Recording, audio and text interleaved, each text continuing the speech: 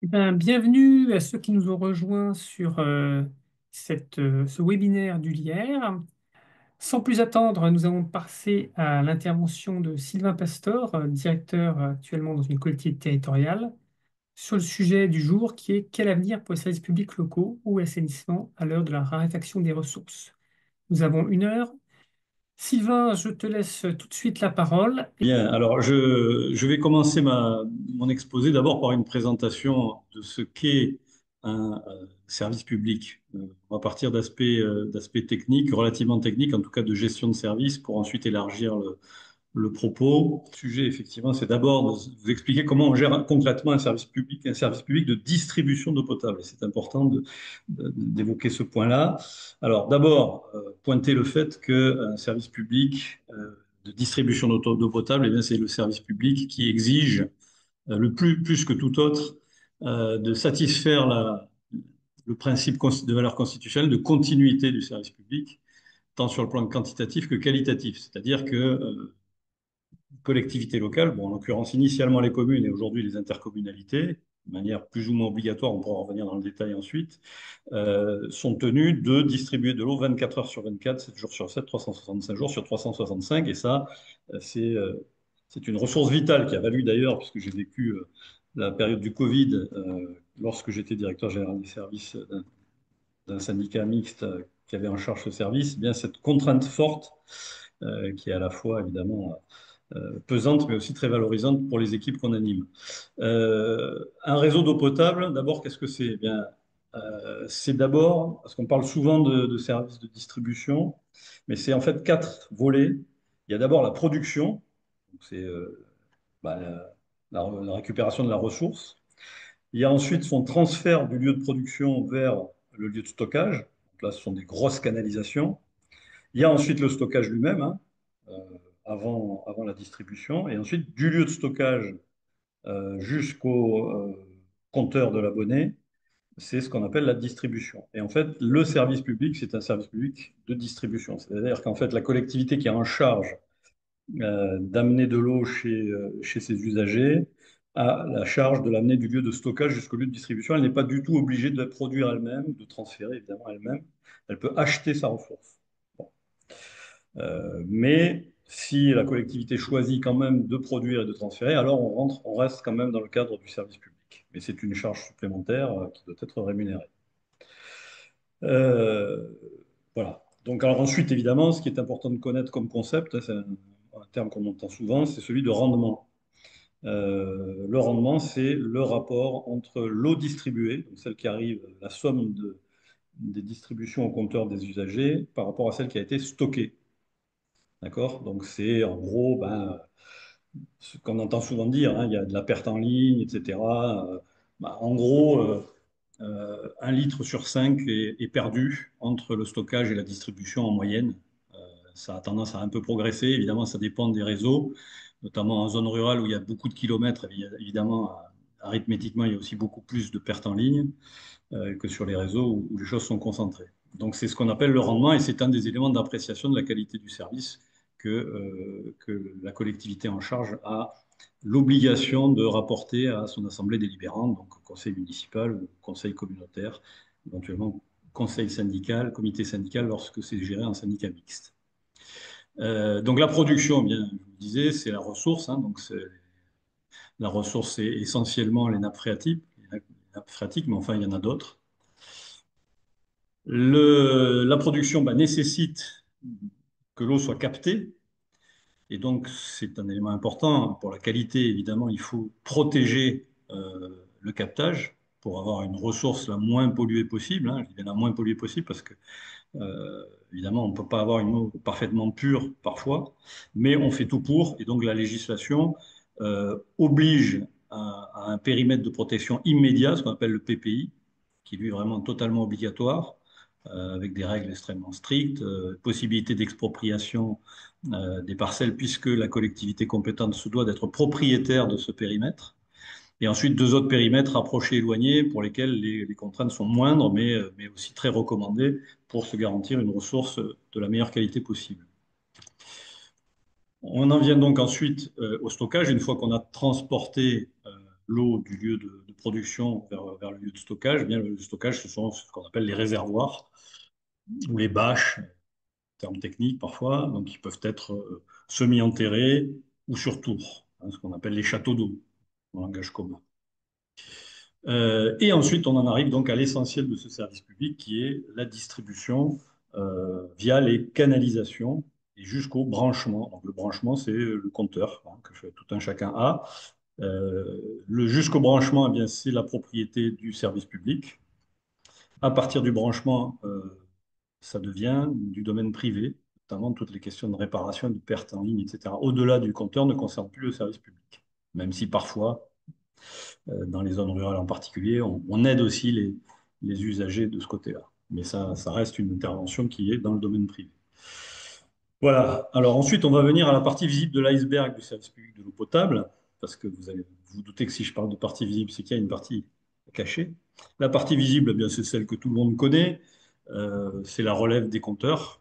Hein. C'est-à-dire que bah, alors, de manière soit à l'ancienne, avec des gens qui se déplacent et qui visionnent ce qui se trouve sur un compteur, il y a une relève, soit ça peut se faire maintenant de manière un peu plus dite moderne, plus technique, avec des systèmes de télécollecte euh, qui facilitent, alors sans qu'il y ait de contrôle en permanence 24 heures sur 24, comme un peu avec le Linky pour l'électricité, puisque ce ne sont que des relèves, dans le pire des cas, si je puis dire, en tout cas dans le cas le plus fréquent, une relève toutes les 24 heures qui quand même permet un suivi de la consommation et notamment les alertes sur les fuites qu'il peut y avoir après compteur.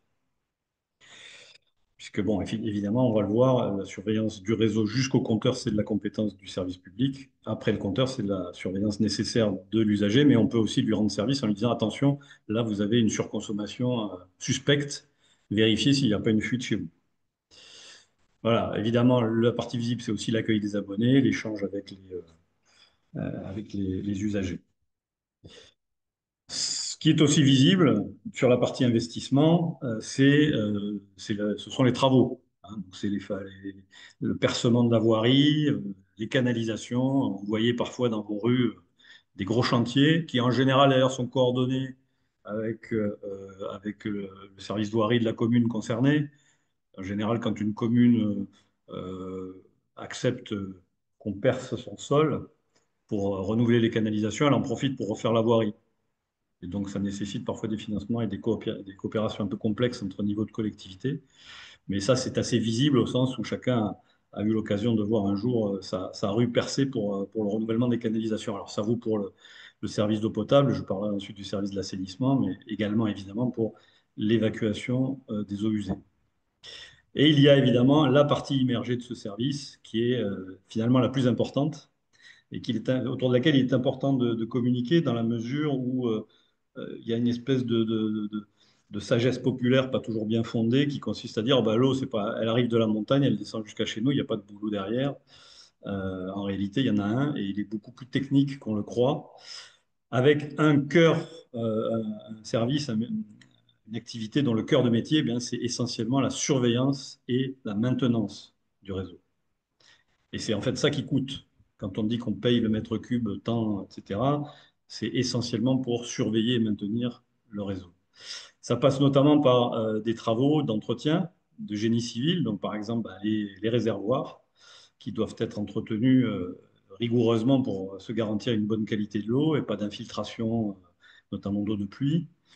C'est évidemment l'entretien des périmètres, des clôtures des périmètres dont on parlait tout à l'heure, notamment du périmètre de protection immédiat, avec, évidemment, c'est en zone rurale, donc il y a aussi le risque parfois d'intrusion d'animaux, notamment de vaches, qui, qui sont en fait des éléments de pollution importante de la ressource, d'où la nécessité que ces clôtures soient bien entretenues, et c'est crucial. Et il y a évidemment, et ça paraît aussi net, la robinetterie, donc tout ce qui s'use et tout ce qui doit être renouvelé. Je vous illustre ça par un avant et un après sur le service que j'ai eu à gérer. Vous voyez bien que la question de la rouille hein, se pose. Les tuyauteries, pareil, la corrosion. Il y a ensuite tout un système de régulation de la pression, parce qu'évidemment, qui importe, c'est souvent l'eau arrive avec une pression très forte, notamment lorsqu'il y a de gros dénivelés. Il faut ensuite casser cette pression pour que l'eau arrive au robinet de l'usager sans risquer de péter toutes ces canalisations intérieures. Voilà. Voilà. Donc ce sont des équipements nombreux et complexes que résume un peu cette petite illustration, euh, avec des vannes, des robinets à papillons, des ventouses. Il y a aussi sur le réseau d'eau potable se branchent les poteaux et les bouches d'incendie, hein. Donc qu'on est tenu aussi d'alimenter, pas d'entretenir, mais d'alimenter en tant que service public. Il y a évidemment des compteurs d'eau qui sont des compteurs de production, des compteurs de masse, on va dire, justement au moment du transport, des débitmètres, des purges, des clapets anti-retour, bref, beaucoup de technicité pour cette eau qui coule à votre robinet. Et tout ça, ça se surveille. Et évidemment, pour pouvoir être extrêmement réactif et assurer cette exigence de continuité du service, il faut tenir un stock de matériel et de tout dont je viens vous parler qui puisse être utilisé le plus rapidement possible par les équipes. Donc des équipements sous pression, des énormes, qui présentent aussi parfois des dangers, hein, d'énormes appareils, des pompes, évidemment, pour relever, puisque parfois il faut casser la pression, parfois il faut la relever, il faut remonter, il faut parcourir la géographie, donc parfois ça monte, parfois ça descend, et on a besoin de tous ces appareils. Ensuite, un des éléments cruciaux aussi, c'est, je vous le disais, c'est la surveillance du réseau. Donc ça nécessite un système d'information géographique qui, alors, bah, dans les services les plus affûtés, comme c'était le cas dans celui que je gérais avec un directeur des services techniques qui était extrêmement pointu là-dessus, on a vraiment avancé dans la surveillance de manière électronique avec l'installation de capteurs tout au long du réseau qui nous permettent de détecter le plus rapidement possible des fuites. Tout ça dans une perspective qui est celle que je vous disais tout à l'heure d'améliorer, de maintenir ou d'améliorer le rendement. Donc, faire en sorte que l'eau qu'on a produite et stockée se perde le moins possible dans le réseau jusqu'au robinet, jusqu'au compteur de l'abonné. Donc pour ça, ça nécessite des outils de plus en plus performants, notamment pour les levées GPS. Il y a ensuite, donc je vous ai beaucoup parlé de la quantité, maintenant il y a la question de la qualité, évidemment. Il y a le contrôle de la qualité qui est aussi une activité importante, puisqu'on se doit de garantir la potabilité euh, et l'acheminement au robinet dans les meilleures conditions de consommation humaine. Et donc, ben, c'est aussi la surveillance tout au long de l'année avec une équipe qui est chargée uniquement de ça et qui va faire des prélèvements, sachant qu'il y a des prélèvements obligatoires qui sont assurés par l'ARS, l'Agence régionale de santé, dont c'est la fonction de surveiller la qualité de l'eau. Mais autant que possible, il y a aussi de l'autocontrôle, c'est-à-dire ce que le service lui-même se donne les moyens d'anticiper en fait les risques de, de- de contamination de la ressource. Donc par le maintien de la qualité, avec notamment des systèmes parfois aussi très perfectionnés chlorage de l'eau, euh, en général au niveau des réservoirs, où il y a des risques d'altération, notamment de pénétration d'animaux morts, hein. Moi, j'ai pu observer ça personnellement dans des villages assez retirés d'Auvergne où je me trouvais à l'époque, des communes qui n'avaient de longue date pas entretenu leurs réservoirs, trouvaient dans les réservoirs, lorsqu'on les a pris en charge, lorsque le service les a pris en charge, en fait par une extension de compétences, des réservoirs dans lesquels flottaient des animaux morts. Vous imaginez que derrière, même en chlorant beaucoup, c'est pas très rassurant pour l'usager de savoir qu'il y a ce risque-là. Donc là aussi, beaucoup de surveillance, beaucoup de présence sur le terrain, beaucoup de présence humaine. On peut évidemment compenser par de l'électronique, mais pas seulement. Voilà, donc notamment le nettoyage des ouvrages, hein, vous voyez, les cosmonautes qui, une fois par an, vident les réservoirs et les nettoient. Un métier très rude d'ailleurs, hein, qui nécessite là aussi une connaissance et une technicité dont les services d'eau sont en général assez fiers. Et donc, je vous le disais, surveillance sur le terrain, ben voilà, on a beau tout avoir prévu, il y a toujours de l'imprévu. Et donc, à un moment donné, une vache qui va péter une protection, qui va rentrer, qui va déféquer autour du réservoir, ben, il faut être là, il faut intervenir, refaire la clôture, nettoyer, vérifier à ce moment-là qu'il n'y a pas de risque de contamination, etc., etc. Voilà. Et donc tout ça de manière humaine et de manière électronique. Voilà, donc ça c'est ce qui veut dire qu'il y a aussi beaucoup. C'est un métier en fait étonnamment qui se développe beaucoup sur l'électromécanique. Moi j'avais une équipe de spécialistes de ça, hein, de gens extrêmement pointus, d'électromécaniciens qui passaient leur journée à installer des capteurs, à s'assurer que l'information venait bien à l'unité centrale, ce qui dans les zones rurales, notamment lorsqu'il n'y a pas de couverture GSM, est compliqué. Mais c'est important d'avoir tous ces outils. Voilà. Et donc, alors, toujours dans cette perspective majeure de recherche de maintien d'un meilleur rendement possible, il y a la recherche de fuite. Donc, l'anticipation, autant que possible, ce qu'on vient de dire, mais aussi parfois le constat, justement, grâce à tous ces outils qu'on s'est donnés, on aperçoit qu'il y a de la surconsommation dans le réseau.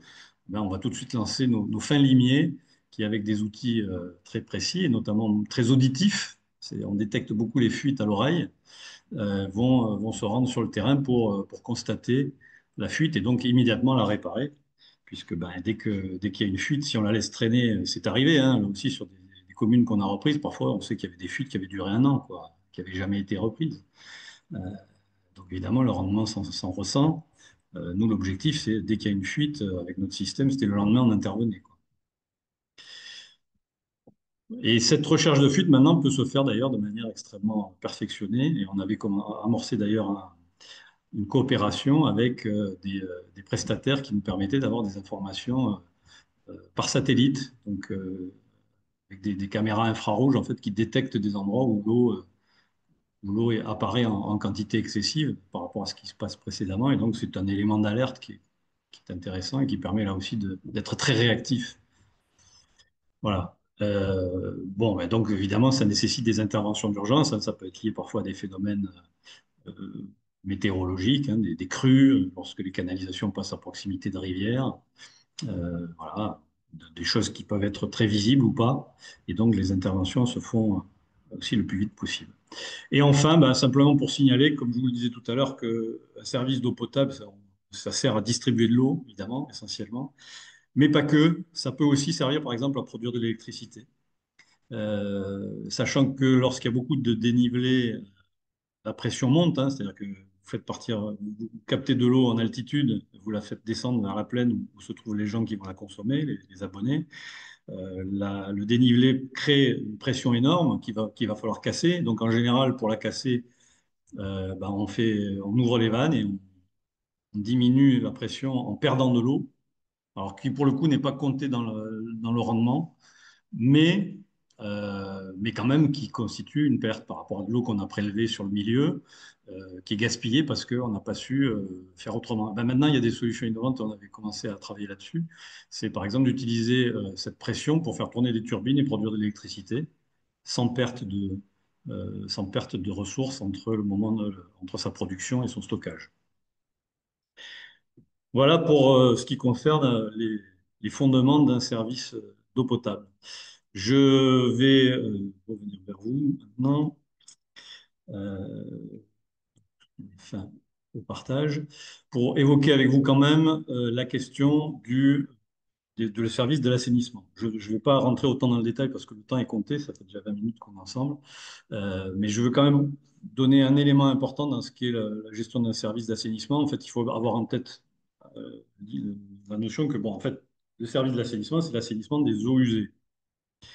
Euh, et donc, il s'agit de renvoyer dans le milieu une eau qui a été utilisée, salie, et la rendre la plus propre possible pour qu'elle puisse retourner dans le milieu, et notamment ne pas polluer la ressource de l'eau potable dans le cadre de ce qu'on appelle le petit cycle de l'eau, favoriser la moindre pollution de l'eau qui va ensuite éventuellement potentiellement être réutilisée pour la distribution d'eau potable.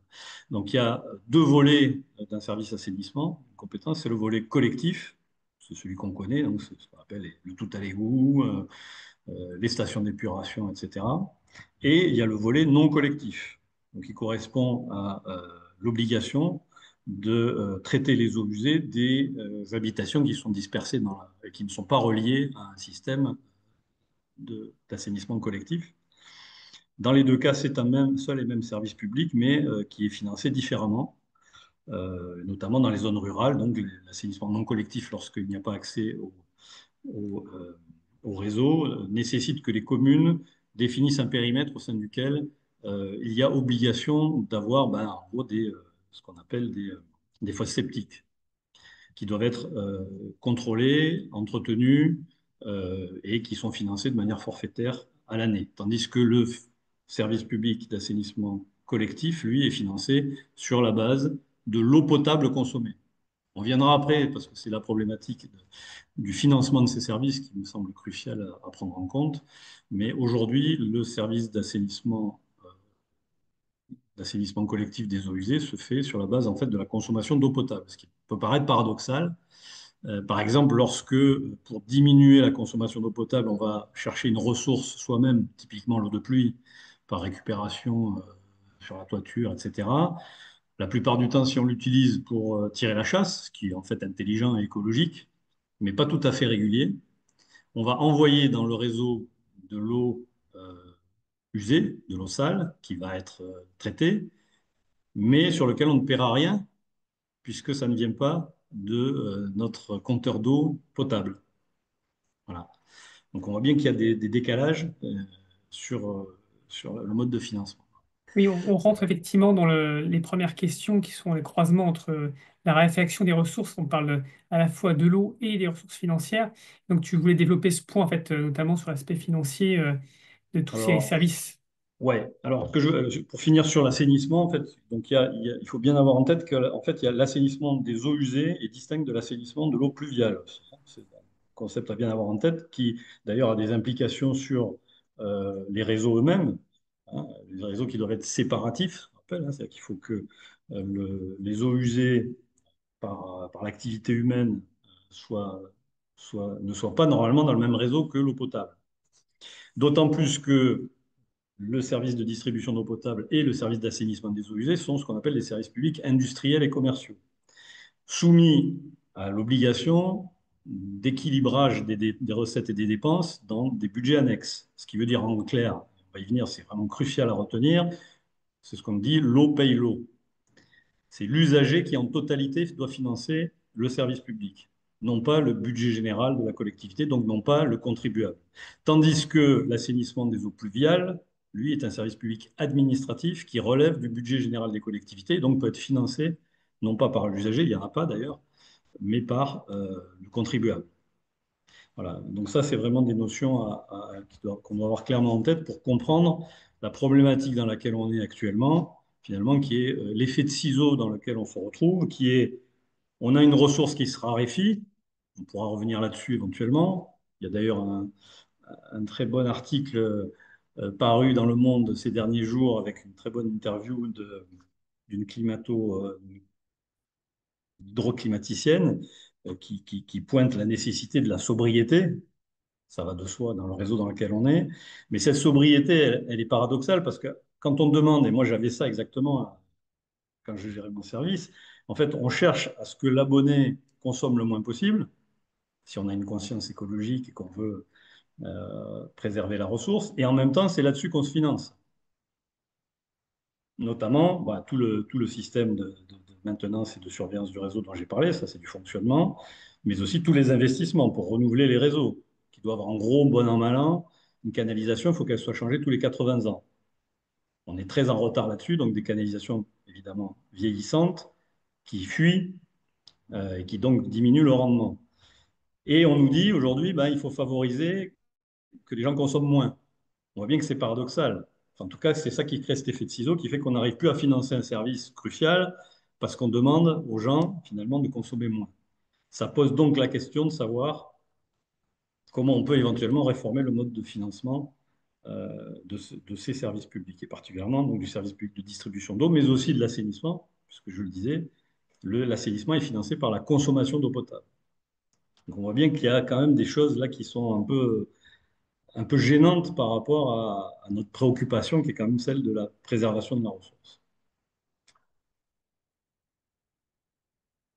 Très bien, merci. Au niveau là, donc, des enjeux, donc, tu as été sur un service finalement rural par rapport à un service urbain. Il y a quand même des différences par rapport notamment aux localisations. Et donc, il y a des enjeux à la fois de fuite, de distribution, de financement. comment tu as vu en fait c'est l'évolution finalement de cet aspect financement? Est-ce qu'il y a eu des choses qui permettent effectivement de tirer des perspectives pour aller affronter ce mur de l'investissement? Quelles sont tes idées ou en tout cas tes réflexions? Alors, ouais, alors là, encore une dernière précision, peut-être un petit peu technique, mais qui en fait concerne tout un chacun. On a tous un abonnement à l'eau potable. Nos factures, il suffit de les regarder pour comprendre aussi. Donc, effectivement, on paye au mètre cube, mais qu'on on paye le service lui-même, mais on paye également des redevances à l'agence de l'eau. D'accord? Donc, d'ailleurs, qui viennent d'être réformées avec de nouvelles modalités depuis le 1er janvier de cette année. On a désormais trois prélèvements, enfin trois redevances qui sont versées à l'agence de l'eau. Donc, une sur la ressource, prélèvement sur la ressource, mais c'est du mètre cube aussi consommé, sur la consommation elle-même, et enfin, et ça c'est maintenu, ce qu'on appelle la contribution aux performances des réseaux. Euh, alors, c'est une manière finalement de mutualiser entre services publics, tous décentralisés, hein, puisqu'on est dans des services publics locaux, décentralisés, même si la loi a contraint les intercommunalités à prendre ces compétences. Alors, pour les métropoles et les agglos, oui. Pour les communautés de communes, la loi prévoyait normalement une obligation pour les communautés de communes à partir du 1er janvier 2026 et sous le gouvernement Barnier, sous pression des élus ruraux et notamment du Sénat, il y a eu un retour en arrière là-dessus, donc il n'y aura plus d'obligation pour les intercommunautés qui ont déjà pris la compétence, les compétences eau et assainissement ne pourront pas revenir en arrière. En revanche, celles qui ne l'ont pas encore fait ne seront plus contraintes comme c'était prévu au 1er janvier 2026. Donc tout ça pour dire quand même que globalement, ça reste un service public décentralisé avec une contrainte de mettre en commun, parce que vu la complexité du service, en réalité, des petites communes elles-mêmes ne peuvent pas rendre un service correct en restant seules, quoi qu'en disent les nombreux maires de ces communes. Et donc, il y a une manière de mutualiser à l'échelle des bassins versants, donc des agences de l'eau, à travers ces contributions, ces redevances. Euh, voilà, qui ont été réformées récemment. Bon, c'est un sujet très complexe, mais qui permettent quand même disons, de mettre en commun et de favoriser aussi une, comment dire, un cercle vertueux dans la gestion des réseaux, puisque, alors, avec un petit côté, c'est les meilleurs élèves qu'on récompense, puisque finalement, ces contributions servent à financer des investissements et il y a des pénalités pour les mauvais élèves, c'est-à-dire ceux qui ont un rendement inférieur à un certain niveau, 75% souvent, ne sont pas aidés, ce qui oblige les collectivités, du coup, à faire payer encore plus cher à l'usager, créant ce faisant euh, des tensions sur l'utilisation de la ressource. Et notamment des tensions sociales éventuellement aussi, parce qu'il faut se poser la question, bien évidemment, du prix de l'eau, qui est un service commun et qui est en fait un service vital et qui, pour certains, pose des problèmes en termes de financement. Enfin, en tout cas, voilà, les revenus modestes peuvent avoir du mal à payer leurs factures, donc c'est un des sujets aussi. Euh, et alors même que la collectivité aura été défaillante, finalement, ça sera quand même l'usager à la fin qui va devoir compenser ces défaillances et ce manque d'anticipation, ben, l'usager notamment le plus modeste. Au niveau de la tarification, donc du fait de l'investissement, des investissements nécessaires à venir, peut-être la consommation moindre aussi. On observe déjà une baisse des consommations depuis quelques années, alors qui est encore peut-être pas suffisante dans les zones de tension, mais qui en tout cas commence à vraiment devenir une réalité pour les ventes d'eau. Justement, il y a des services qui se tournent vers des processus d'accompagnement, tarification sociale ou tarification progressive, des aides via la carte. Est-ce que toi, tu as eu d'expérience là-dessus ou des retours? Alors, pour le coup, moi, j'étais donc en Auvergne, en zone rurale, on va dire avec une tradition plutôt paysanne, très forte pression en fait du lobby agricole. Beaucoup de maires et de présidents de syndicats sont eux-mêmes des agriculteurs. Et donc, on était dans un paradoxe que tout le monde relevait, qui était que, en fait, plus on consommait, moins on payait. Ce qui est tout à fait inversable, et d'ailleurs qui a été inversé dans beaucoup de services, plutôt dans les métropoles. On fait l'inverse, c'est-à-dire à partir de 100 mètres cubes par an, par exemple, on va payer plus. Bah, nous, c'était l'inverse. Et c'est clairement le lobby agricole qui est derrière. Et par contre, Donc là aussi, comment dire, on est dans un service public décentralisé, local, avec une grande autonomie sur la manière de fonctionner. Euh, on voit bien que, je le dis en tant que fonctionnaire territorial depuis 30 ans et convaincu par la logique de la décentralisation, que parfois aussi on est face à ses propres contradictions et qu'en laissant ce service public entre les mains de gens qui finalement défendent plus leurs intérêts que l'intérêt général, on se retrouve avec des solutions qui sont contraires à ce qu'on devrait mettre en œuvre dans une logique de préservation de la ressource. Si on veut inciter à moins consommer, ben, il vaudrait mieux que les tarifs soient progressifs et non pas dégressifs. Mais les deux sont possibles en fait, et les deux existent. Mais c'est clair qu'en zone rurale, on est sur du dégressif, toujours. concernant, on parlait tout à l'heure de l'usage des eaux alternatives, donc que ce soit les eaux usées traitées, les eaux pluviales.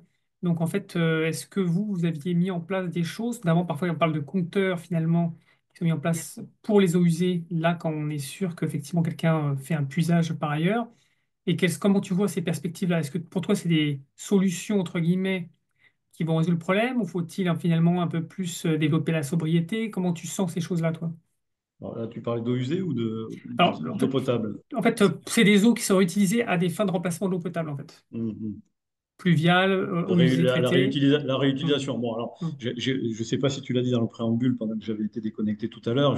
Je rappelle que moi-même, je suis fonctionnaire de la filière administrative, donc je ne suis pas ingénieur. Sur les aspects les plus techniques, je ne saurais pas répondre. Il y a peut-être d'ailleurs des gens dans la salle qui pourraient le faire, hein. Je suis tout à fait ouvert à ce que des gens lèvent la main, là, je ne sais pas combien on est, pour nous apporter des éclairages là-dessus, parce que, bon, évidemment, j'ai un avis, on va dire, de citoyen, voire de militant, mais pas tellement un avis de professionnel là-dessus. Mais par contre, est-ce que vous avez été confronté finalement à des demandes sur le territoire, justement, qui voyaient ça comme une option?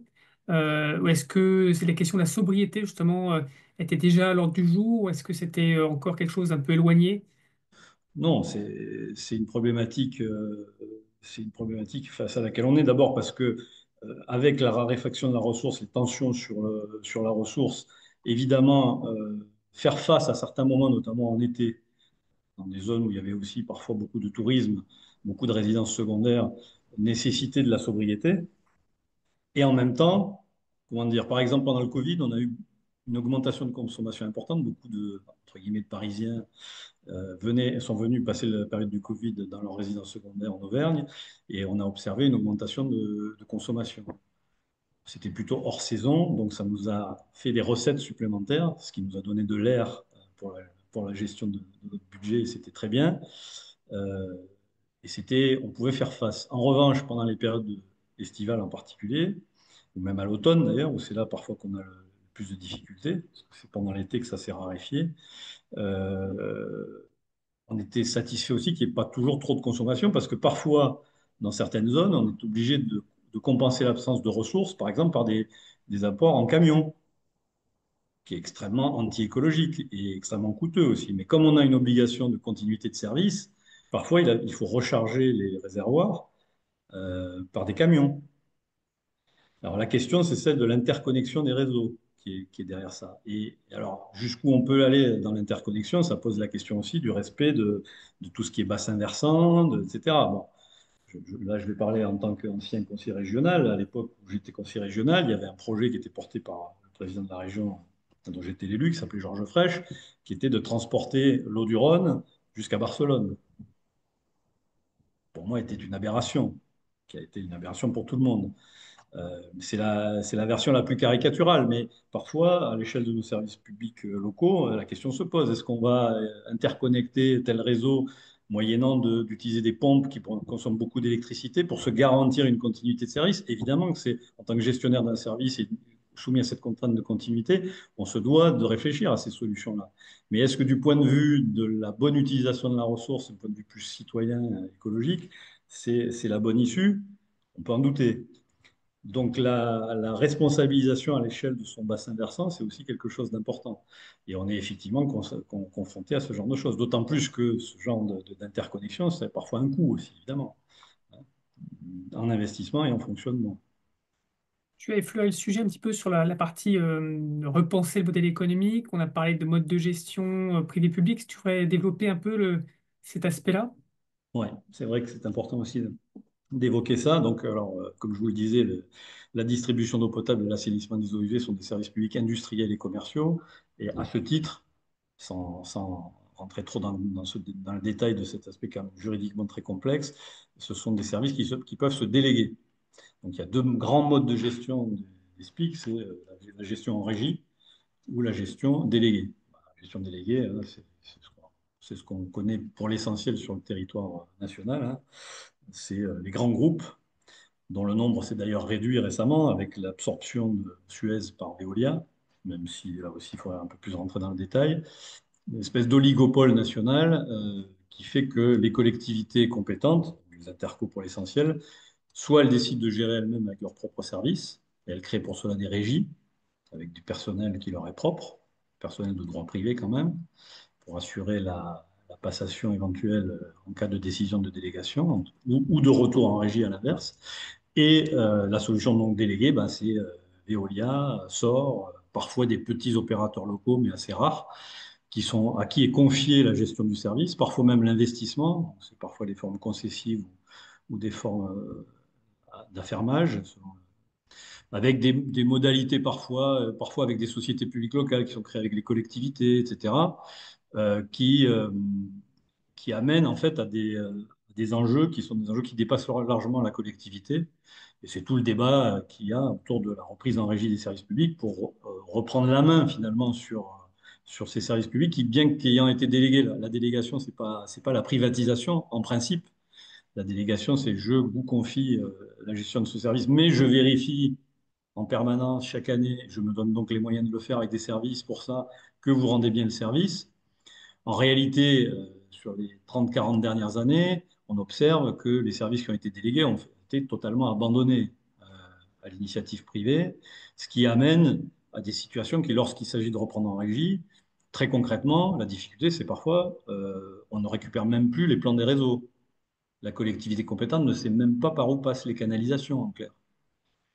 Et donc, ça crée une espèce de difficulté d'appropriation par le délégataire qui, lui, ben, va peser aussi sur l'information qu'il fournit à la collectivité délégante, qu'il peut manipuler, à des fins par exemple, d'augmentation de tarifs qui ne seraient pas justifiées par la nécessité d'investir ou d'améliorer la surveillance, investissement, surveillance, fonctionnement, mais à augmenter les marges de l'entreprise. Et on le sait, ça c'est une réalité. Ben, Veolia est devenue une des plus grandes multinationales françaises, clairement en se développant grâce aux abonnés de l'eau potable en France. Donc Oui. c'est un sujet qui est sur la table aussi, sur en fait la façon dont est utilisé l'argent payé par les abonnés, les usagers, et notamment la rémunération des actionnaires des entreprises délégataires. Ce qui n'est pas le cas lorsque le service est géré en régie. Euh, En tout cas, moi, professionnellement, si j'ai fait ça pendant 5 ans, c'est évidemment un service géré en régie avec la forte conviction qu'on peut faire au moins aussi bien, si ce n'est mieux, que les grandes entreprises qui prétendent que parce qu'elles sont des grandes entreprises, ont des capacités techniques supérieures. C'est pas vrai. La preuve, ce qu'on a fait nous sur la surveillance du réseau ou sur le projet de mise en place de turbines, par exemple, on était très innovants et pourtant on était en régie publique. Et on n'avait pas à rémunérer d'actionnaires. On parlait justement du contrôle du délégataire. Ce qu'il faut rappeler, c'est qu'effectivement, le développement de ce contrôle est né finalement d'une succession de crises, notamment une première crise qui était liée un procès sur Saint-Étienne, je crois, dans les années 90, donc, qui a créé les premières obligations finalement de surveillance et des rapports du délégataire, et que petit à petit, ces rapports sont devenus de plus en plus construits. Alors effectivement, il y a toujours peut-être des astuces financières hein, pour faire paraître un service en déficit alors qu'il ne le serait pas vraiment. Mais en tout cas, en fait, il y a une progression, et notamment, je crois que sur la partie des plans et des données, ce qui était effectivement à une certaine époque considéré comme privé et donc en fait difficilement récupérable. Il y a eu des améliorations, il me semble, assez récemment. Alors, les améliorations, elles sont faut le dire les choses comme elles sont liées au rapport de force social, hein. Elles sont Mm. liées au fait qu'il y a une demande forte, qu'il y a une appropriation de la question par les forces politiques qui aspirent justement à ce que la collectivité publique reprenne la main sur ce service qui a été, au fil des décennies, abandonné et qui a donné lieu parfois d'ailleurs à des scandales qui ont donné lieu à des chutes d'élus locaux. Je pense à Grenoble, par exemple, entre autres. Donc, effectivement, et avec en fait, un nœud de corruption autour de ce service public qui est énorme. Donc, effectivement, le simple fait qu'aujourd'hui, on menace de reprendre en régie met une pression sur les délégataires et sur les grands groupes pour qu'ils ils apparaissent plus vertueux. Ensuite, il y a eu aussi la loi Sapin, hein, dans les années 90, qui a, en diminuant la durée des délégations, contraint aussi à remettre en concurrence régulièrement. Euh, alors, je ne suis pas un fanatique de la mise en concurrence sur ce genre de service public, hein, et plus généralement d'ailleurs, mais la réalité, c'est que quand un contrat dure moins longtemps, bah, le délégataire s'installe moins de manière incontournable pour la suite. Dès lors qu'il est remis régulièrement en concurrence, il doit quand même faire attention. Donc toute la question étant celle, d'ailleurs, de la réalité de la concurrence. Sachant que, à partir du moment où il y a peu d'opérateurs, et où il y a des risques d'entente entre eux, ben, en gros, et c'est quand même ce qui s'est passé en réalité, en se répartissant le territoire, des mises en concurrence étaient des mises en concurrence factices. Et moi, j'ai même assisté à ça dans un syndicat qui avait une tradition de délégation forte, qui avait toujours le même délégataire. Et on sait très bien qu'il y a des territoires, qu'il y avait des territoires, puisque maintenant, avec la fusion, ça a changé, mais qui étaient des territoires Suez, des territoires Veolia et des territoires SOR. Si je Et parle de ma région, par exemple, il y a quand même eu des changements de délégataires qui ont été un peu des révolutions locales. À Nîmes, par exemple, ça faisait 50 ans que Nîmes était un bastion de la SOR. Il y a eu un changement de délégataire il y a quelques années, avec un président d'agglo qui avait voulu marquer son empreinte, euh, qui n'avait pas choisi la reprise en régie, mais qui, en faisant une vraie mise en concurrence, avait quand même abouti à un changement de délégataire. Et je peux vous dire que ça avait occasionné des débats extrêmement virulents et on voyait bien qu'il n'y avait pas que des intérêts, des préoccupations d'intérêt général qui étaient derrière tout ça. dans ton cas, tu as eu effectivement éventuellement une expansion de ton service dans des zones qui n'étaient pas couvertes par le service de la régie, ou est-ce que, qui étaient comment dire, en délégation avant de passer en régie? Non, je n'ai Non. pas eu ça. Moi, j'ai eu D'accord. des extensions sur des communes qui étaient en régie municipale D'accord. Par contre, ça a eu et qui ont choisi de rejoindre le syndicat en cours de ouais. route, un peu en anticipation justement de la loi qui prévoyait qu'à partir de 2026, ce seraient les Comcom qui prendraient la compétence. Ça a quand même permis de mettre un peu la pression sur les élus des communes qui, pour certains dans les zones rurales, étaient très attachés à maintenir leurs services à l'échelle communale, ce qui peut se comprendre par une volonté de bien gérer soi-même, mais qui, en réalité, au vu de la complexité du métier que je me suis permis de vous présenter en début d'exposé, est juste pas tenable. Et des élus, même avec la meilleure volonté du monde, qui parfois sont ceux qui allaient chlorer les réservoirs, hein. Enfin, moi, Mm. les élus locaux des maires de petites communes, ils prenaient la bouteille de chlore et ils allaient chlorer eux-mêmes leurs réservoirs. Bon. Et c'est là que, et nous, on a découvert à ce moment-là des réservoirs qui n'étaient pas entretenus, où il y avait des trucs qui flottaient dedans, enfin, c'était dégueulasse. Bon, un jour, ils se sont quand même convaincus qu'il valait mieux qu'ils viennent travailler avec nous, en anticipation justement de la reprise par les Comcom, sachant qu'il y avait aussi c'est souvent quand même des compétences qui sont gérées par des syndicats, intercommunaux ou mixtes, il y avait un mécanisme de représentation-substitution, c'est-à-dire qu'au moment de la prise de la compétence par l'intercommunalité, si le service était géré par un syndicat mixte, alors ou un syndicat, alors la collectivité, l'intercommunalité devait se substituer à la commune pour siéger au sein du syndicat mixte sans qu'il y ait de reprise donc ça permettait d'assurer la pérennité des syndicats, qui souvent quand même sont des outils où la mise en commun de moyens permet une technicité qui est vraiment à la hauteur des exigences de ces services. Là, vraiment, je Ça, défends la logique syndicale par rapport à la logique même intercommunale, parce que, en fait, parfois dans les agglos, on n'a pas le savoir-faire, alors que dans des syndicats mixtes, évidemment, qui sont publics aussi, gérés par des élus, et sans DSP derrière, il y a une meilleure appropriation de ces services qui sont quand même des services très complexes techniquement. alors juste pour rappeler DSP, délégation de service public. Petite, Délégation de services publics. petite question, en fait, finalement, quand tu avais, que ce soit finalement que le maire confie son réseau à une intercommunalité, donc les communautés de communes par exemple, ou un syndicat, en fait, il y avait quand même, il y a un travail qui est fait sur le prix de l'eau et finalement, il y a aussi, ça crée des modifications potentiellement au-delà de l'aspect technique. Ça fait finalement une gestion financière différente. C'est peut-être insiste un petit peu sur ce point qui fait que ça, il y a des tensions qui peuvent se relever sur le Ouais, terrain. absolument. D'ailleurs, une des raisons principales pour lesquelles les élus, les maires des petites communes étaient réticents à mettre leurs services en commun, alors que ce soit dans une intercommunalité type Comcom, parfois des communes rurales qui étaient dans des agglos aussi, j'avais les deux. J'avais l'agglo du Puy et l'agglo d'Issoire dans mon syndicat, et ensuite des communautés de communes. C'était justement le fait qu'il y avait quand même une grosse inquiétude des élus, c'est une fois qu'on va passer dans un service dont on ne maîtrisera plus la définition des tarifs, hein, parce que pour le coup, quand ça reste un service communal, bah, c'est quand même chaque année euh, la commune qui décide, le conseil municipal qui décide du tarif de l'eau, avec en général une grosse pression pour ne pas l'augmenter, alors qu'effectivement, dès lors que c'est partagé, c'est un peu noyé dans la masse. La peur, c'était bah, dès qu'on va passer sur l'interco ou sur un syndicat, on va voir nos tarifs augmenter. Le problème, c'est que c'était posé d'une mauvaise manière, c'est que l'augmentation des tarifs n'est pas liée au fait qu'on met en commun, mais liée au fait qu'en n'ayant pas augmenté les tarifs pendant si longtemps, alors qu'il faut financer un service qui est de plus en plus coûteux, on a pris un retard tel que l'entrée dans la mise en commun a impliqué parfois effectivement des augmentations rapides, radicales, simplement parce qu'il faut financer le service.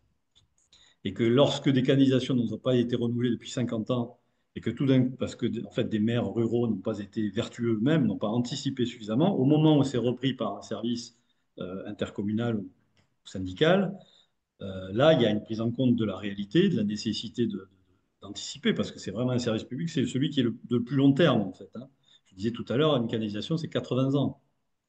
Donc, c'est vraiment un service public où il faut anticiper le plus possible. Mais où si on n'a rien fait, ça ne se voit pas, pendant 10 ans, 20 ans, 30 ans, on peut ne rien faire, maintenir le prix de l'eau bas.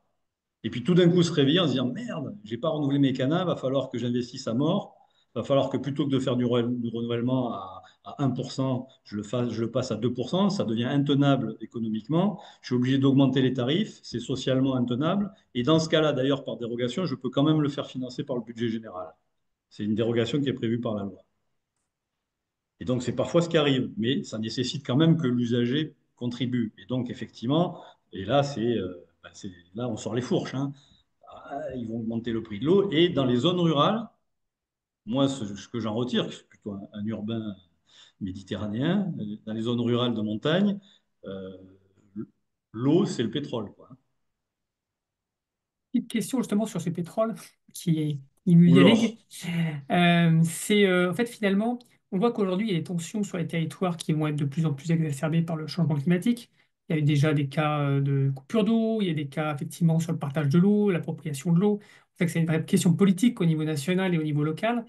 Et finalement, dans les acteurs de l'eau publics, on a bien sûr les syndicats d'eau, donc qui sont ou les intercommunalités qui gèrent la distribution et parfois la production et le captage. Et puis aussi d'autres acteurs qui sont portés sur les bassins versants. On appelle les acteurs gémapiens, les syndicats de rivières, à l'échelle des bassins versants, qui eux finalement ont essayé une sorte de vision globale en fait, qui portait initialement plutôt sur un volet inondation, qui depuis ont développé des côtés plus sur la biodiversité, pour essayer effectivement d'augmenter la qualité des milieux, donc finalement intrinsèquement la qualité de l'eau. Et puis petit à petit, ça s'étend sur les bassins versants, avec la question du ruissellement, avec la question des haies. Il y a certains syndicats en Bretagne, par exemple, qui travaillent beaucoup sur les haies pour augmenter la qualité de l'eau des rivières et intrinsèquement aussi des captages. Finalement, quels sont, d'après toi, les liens qu'il faudrait, si jamais il n'existe pas, tisser en fait finalement entre ces acteurs qui sont des bassins versants, les acteurs de l'eau potable? Est-ce que finalement, à terme, ça doit fusionner? Est-ce que c'est pas possible pour des questions de territoire? C'est une question ouverte, hein, c'est juste un petit peu comment tu sens les choses, quoi. Alors, ça nécessite là aussi de repartir des concepts de base. En fait, on est sur les notions de petits cycles et grands cycles de Oui. l'eau. Hein. C'est important de le dire parce que ça fait partie du jargon du métier. Donc, le petit cycle de l'eau, c'est celui que je gérais. Hein. On capte l'eau, on l'envoie chez l'abonné, et puis il renvoie de l'eau usée, il faut la traiter avant de la renvoyer au milieu. Et ensuite, il y a le grand cycle de l'eau qui, lui, alors, concerne plutôt le pluvial, en fait, hein, qui est lié au service public administratif qu'est le pluvial. Donc là, c'est le grand cycle, c'est l'eau C'est l'eau de pluie qui tombe sur la terre, qui s'évapore et qui revient, etc. Euh, Moi, j'étais clairement sur le petit cycle. Et donc, par exemple, la GEMAPI n'était pas du tout dans les compétences de mon syndicat. Par contre, elle est de la compétence des intercommunalités, et notamment des agglos, enfin, des Comcom. C'est même une compétence obligatoire. Mais en fait, ce sont quand même deux services très différents. Mais en réalité, ça traite de la même chose, qui est l'eau. Et on voit bien que donc justement sur les modalités de gestion, le fait que dans un cas, ce soit un service public industriel et commercial qui doit se financer lui-même, et dans l'autre cas, un service public administratif qui est financé sur le budget général, donc sur lequel on peut choisir d'avoir une politique ambitieuse ou non, on est effectivement avec cette tension qui existe. Et sur des domaines effectivement qui sont quand même très, très proches les uns des autres, qui sont d'ailleurs matérialisés par cette question des canalisations des eaux usées d'un côté et des eaux pluviales de l'autre, et donc notamment de la séparation des deux, qui est un enjeu important, puisque le fait qu'on ait des réseaux communs implique par exemple que des eaux usées se retrouvent avec de l'eau pluviale. Alors censément, c'est pas pour se retrouver directement dans le milieu, mais ça veut dire qu'on a de l'eau pluviale qui vient dans les stations d'épuration et qui en fait les noie. Et ils font tourner la machine pour rien. En fait, on nettoie de l'eau propre, quoi. Enfin, de l'eau de pluie, qui n'est pas toujours propre, bien sûr, notamment lorsqu'elle ruisselle sur les surfaces et qu'elle ramène avec elle des hydrocarbures, du bitume, etc. Donc la séparation des réseaux, c'est un sujet vraiment très important pour la qualité de la ressource et aussi pour son optimisation. Encore une fois, si on fait tourner une station d'épuration avec de l'eau pluviale, ça coûte bêtement et inutilement. Donc là, on voit bien qu'il y a ce lien-là. Et sur le financement, moi, pour dire les choses clairement, je pense qu'on n'en sortira pas si on ne pète pas cette contrainte de l'OPO. Et ça passe évidemment par un changement de la loi. Ça ne peut pas se gérer qu'au niveau local. Pour l'instant, les collectivités locales sont tenues de faire comme ça. Elles ont quand même la possibilité de recourir au budget général pour financer en cas de risque d'augmentation excessive des tarifs. Donc, notamment ce que je disais tout à l'heure, hein, on n'a rien investi pendant des décennies. Tout d'un coup, il y a des fuites partout pour se remettre dans la vertu, c'est-à-dire dans un rendement suffisant qui permet d'ailleurs le financement des agences de l'eau. Eh bien, on va investir massivement tout d'un coup. Et ça, évidemment, ça implique qu'on augmente rapidement les tarifs. On peut pas multiplier par 10 le prix de l'eau, c'est pas possible. Or, en réalité, parfois, c'est ce qu'il faudrait faire si on voulait vraiment que l'eau paye l'eau totalement. Mais c'est juste socialement insupportable. Donc, on a le droit dans ce cas-là de faire payer non pas l'usager, mais le contribuable. Enfin, c'est quand même toujours la collectivité qui paye, hein. Donc en fait, il y a bien un point financement, puis un point stratégie aussi. Pour le coup, c'est vrai que pendant un certain temps, jusqu'à maintenant, où il n'y a pas trop de crise, on a bien en fait une stratégie des réseaux d'eau potable et une stratégie bassin versant qui était très dissociée. Et on voit que finalement, par la force des choses des crises, on a un rapprochement notamment dans ce qui s'appelle les plans territoriaux de gestion de l'eau, qui est un outil parmi d'autres, ou les schémas d'aménagement de gestion des eaux, de rapprocher différents acteurs collectivités, dont notamment les syndicats d'eau potable d'assainissement, ceux qui sont en charge de la GEMAPI, donc les syndicats de bassin versant, parfois ceux qui sont en charge de l'urbanisme, les SCOT et Mhm. les PLU, parce qu'en fait, il y a même parfois des restrictions d'eau là-dessus qui permettent d'interdire de construire des territoires. Donc on voit tout ça, ça finalement va peut-être être amené à travailler plus ensemble.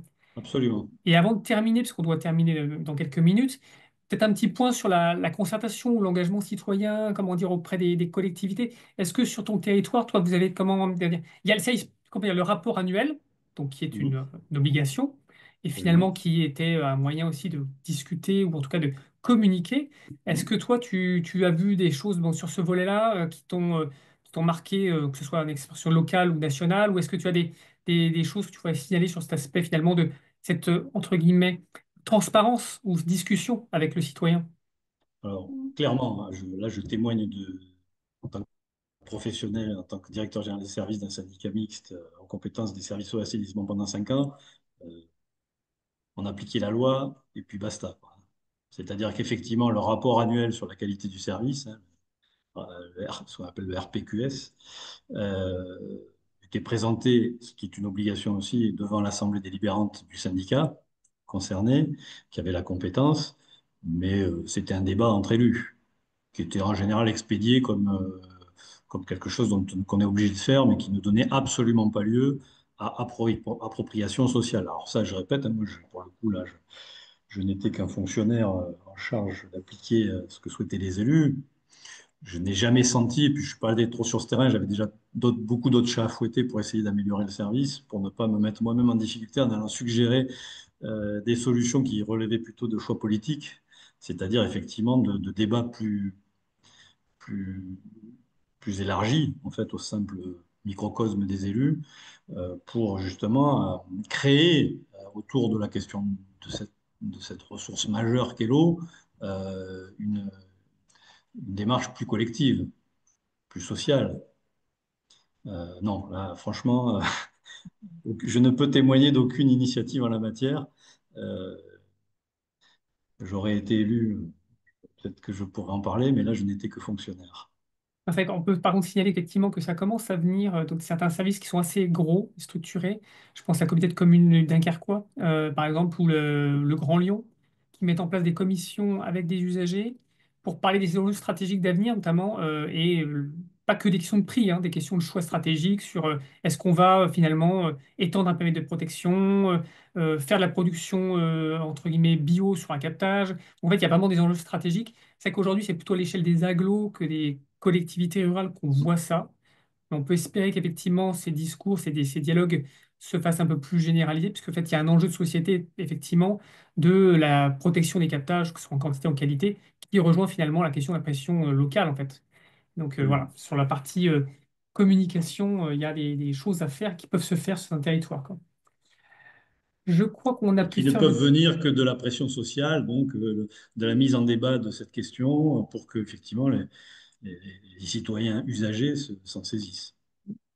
Et donc aussi, il a été signé dans le chat qu'effectivement, il y a aussi d'autres démarches qui essaient de rapprocher les acteurs de l'urbanisme, donc qui vont finalement entamer des consommations d'eau avec les acteurs effectivement de la question de la sauvegarde des choses, et notamment le département donc en Gironde qui a travaillé sur un projet qui s'appelait Aménageot pour rapprocher les opérateurs de la gestion de l'eau et des SCOT. Donc je pense que ça pourra faire l'objet éventuellement d'une future Oui, prestation. et il y a clairement un lien aussi entre l'urbanisme et le service de distribution d'eau en particulier.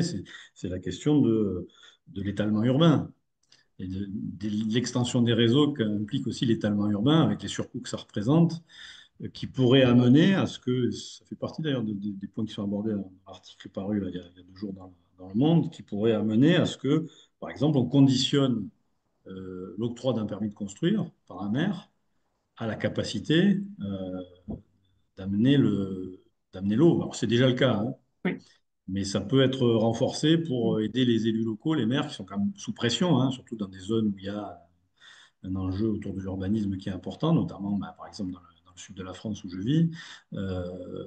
Ça pourrait être un outil qu'on pourrait essayer de développer, alors pour le coup c'est à l'échelle de la loi, donc parlementaire, pour aider les élus locaux à mieux résister à la pression au regard de la question de la ressource en eau. effectivement, c'est une activité, une chose qui est activée dans les Alpes-Maritimes.